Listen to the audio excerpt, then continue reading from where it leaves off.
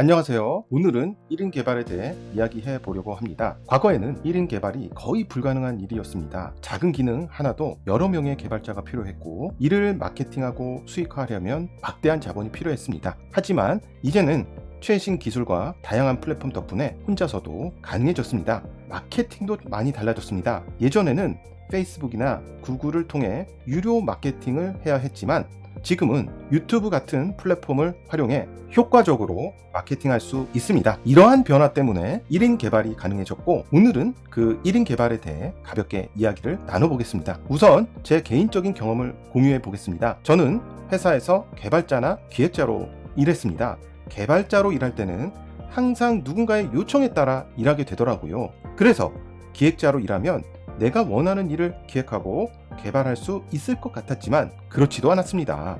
결국 회사가 원하는 기획과 개발을 해야 했죠. 설사 내가 원하는 서비스를 기획할 수 있더라도 이를 회사의 다양한 조직원에게 설득시키고 실현하는 데는 많은 시간이 걸렸습니다.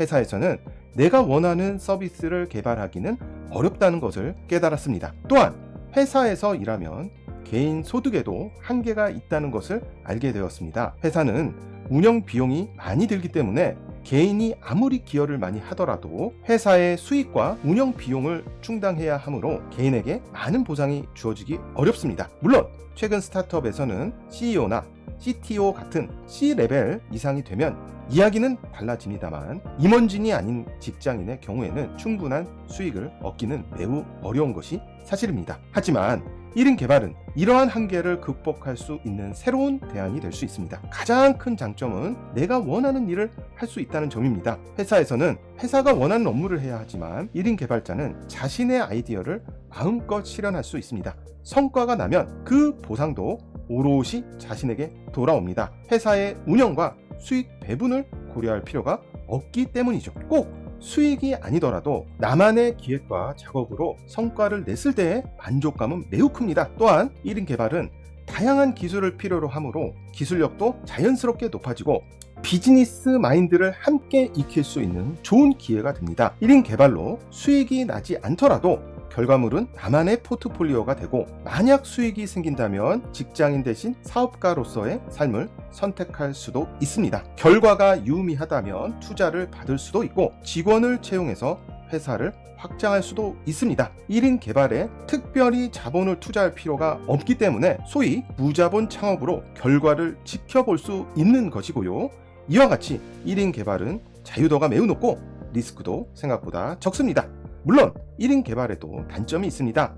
단기적인 수익만을 추구하거나 다양한 지식과 기술을 쌓지 않는다면 성공하기 어렵습니다. 또한 자기 제어가 필요하고 가이드와 멘토가 없기 때문에 스스로 길을 개척해야 합니다. 또한 1인 개발은 여느 스타트업처럼 성공 확률이 높지는 않습니다. 그래서 성공하면 좋고 안 돼도 개인 발전에 도움이 된다는 식으로 생각하고 직장을 다니며 사이드 프로젝트로 진행해 보는 것이 가장 좋지 않을까 생각합니다. 그렇다면 1인 개발을 위해 필요한 기술적 요소는 무엇일까요?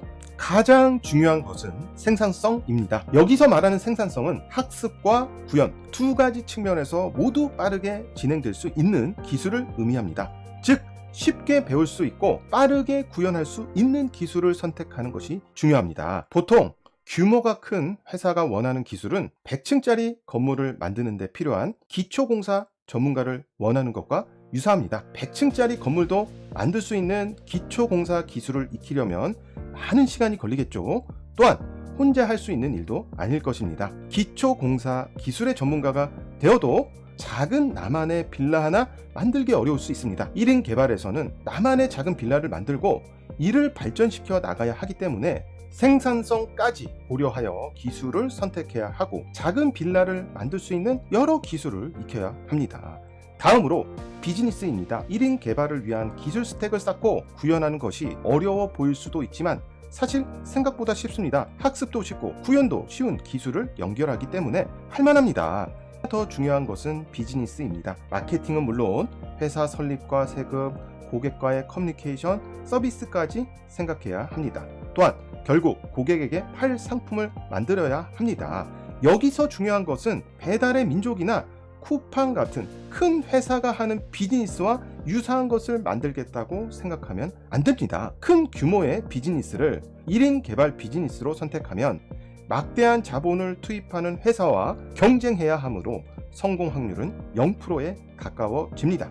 따라서 1인 개발 비즈니스에 적합한 비즈니스를 찾아야 합니다. 즉, 전략부터 마케팅까지 1인 개발에 적합한 요소들로 준비를 해야만 가능성을 높일 수 있습니다. 1인 개발은 경제적 자유나 작게 노력하고 빠르게 큰 수익을 올린다는 식의 허망한 주제는 아닙니다. 특히 꾸준한 노력을 통해 개인을 성장시키고 이를 경쟁력으로 해서 결과를 내어가는 과정이기 때문에 개인에게도 도움이 됩니다. 결과가 사회에 의미가 있을 때에만 수익이 만들어지는 것이므로 사회에도 이로운 주제라고 생각합니다.